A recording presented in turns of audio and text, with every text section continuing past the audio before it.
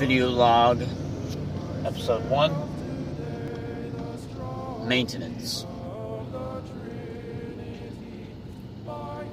One of my favorite proverbs is Proverbs 14:4. It says, "Where there are no oxen, the manger is empty, but with the strength of an ox comes much increase, or the harvest is plentiful."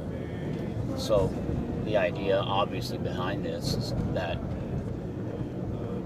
there are types of work that require you to have strength that you yourself cannot provide, and so you need an ox or oxen.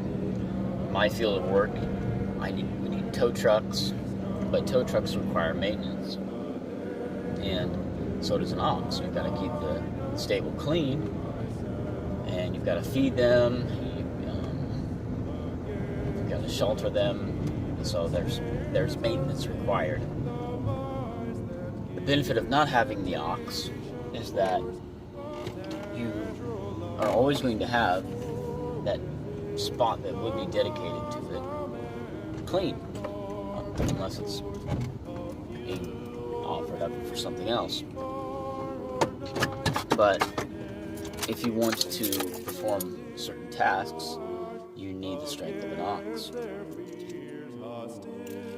And I look at my possessions in my home, and I want to be able to know that my possessions are not holding me back, because they require more maintenance than the work that they are able to produce. So maybe you have a lot of appliances that are in your home that are helping you.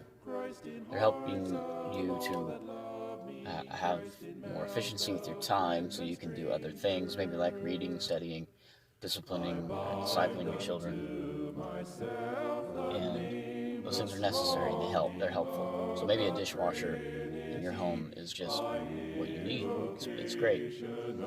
But a lot of people, I think, that they can become so overwhelmed with appliances, like, they've got their coffee maker, their espresso maker, they've got a toaster, they've got a toaster oven, they've got crock pots, they've got all these appliances that really just clutter up their home. And really, they should just start to simplify.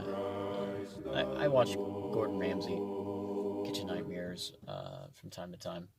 I enjoy the overcoming of clutter and disorder that you find in those episodes, and also you find a lot of people reconciling issues. But that's often the case, though, is that what's manifest in your home is what's really going on in your mind. So a disordered home is a disordered mind, and that's usually the case.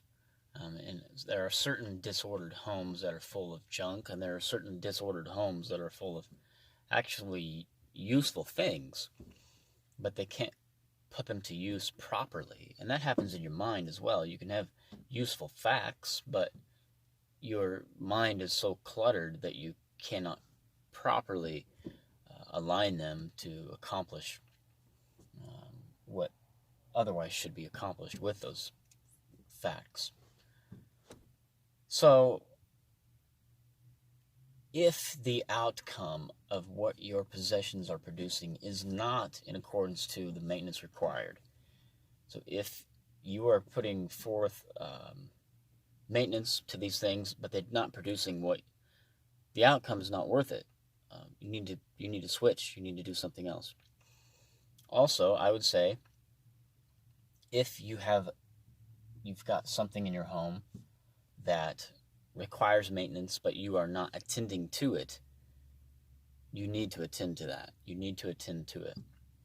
And in the process of attending to it, you will find perhaps a good schedule, and perhaps you will find that there are things related to that you do not need to do. You don't need them. So you can start to declutter your home from possessions that really prevent you from serving your king efficiently and productively. So, in order to be able to have a plentiful harvest, you need the strength of an ox. But if you don't know how to drive an ox and you have 15 oxen, you may need to reduce until you know how to do that. Or maybe you are out there plucking away or plowing away by hand, uh, and you're desiring a great harvest, but you are being foolish in the fact that you're thinking, well, if I get an ox, that's just going to require too much time for me to dedicate to the kingdom. Like, well, maybe you need to get that ox so that you have the strength in order to be freed up to have the peace of mind for one, but also the success that would follow. Maybe you're somebody who just you're lazy. You're not really interested in oxen. You're not really interested in too much growth in that. And obviously, the answer there is that you need to repent from that. So, maintenance is a good thing, and I'm becoming more and more convinced that one of the great principles to being content is to discover and maintain the art of maintenance. Peace, grace, and mercy.